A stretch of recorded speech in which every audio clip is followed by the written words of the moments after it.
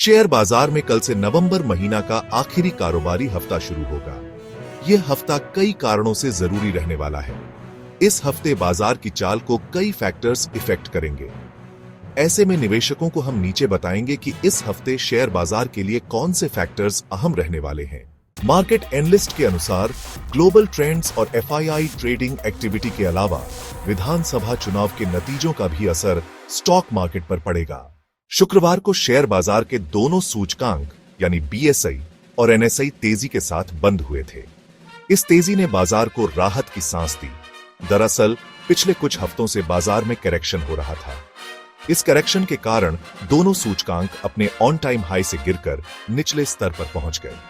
आपको बता दें कि पिछले 5 महीनों में यह पहली बार है कि जब एक कारोबारी सत्र में स्टॉक एक्सचेंज 2.5% चढ़ा है। शुक्रवार को सेंसेक्स 1961.32 अंक या 2.54% की बढ़त के साथ 69,117.11 अंक पर बंद हुआ। निफ्टी भी 557.35 अंक या 2.39% की तेजी के साथ 23,907.25 अंक पर बंद हुआ।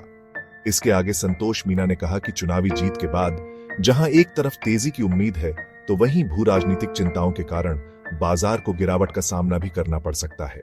दरअसल रूस और यूक्रेन के बीच चल रही चिंता के कारण क्रूड ऑयल की कीमतों में एक बार फिर से तेजी आई।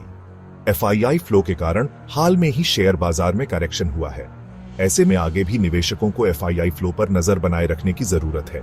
यूएस डॉलर इंडेक्स के मजबूत होने और यूएस बॉन्ड यील्ड में तेजी आने के कारण विदेशी निवेशकों ने आउटफ्लो का रुख अपनाया है। शनिवार को महाराष्ट्र और झारखंड में हुए विधानसभा चुनाव के नतीजों की घोषणा हुई थी। इस चुनाव में महाराष्ट्र के महायुति गठबंधन को बहुमत मिला, वहीं झारखंड में इंडिया को बहुमत मिला है। Global oil benchmark, Brent crude और रुपया डॉलर भी स्टॉक मार्केट का ट्रिगर्स रहेगा। इनके अलावा यूएस के इकोनॉमिक डेटा जैसे जीडीपी ग्रोथ और ग्लोबल ट्रिगर्स भी स्टॉक मार्केट की चाल को काफी प्रभावित करेगा। इस हफ्ते शेयर बाजार में कई महत्वपूर्ण फैक्टर्स का असर देखने को मिलेगा। निवेशकों को इन सभी फैक्टर्स पर नजर बनाए रखनी चाहिए और सोच समझकर निवेश करना चाहिए।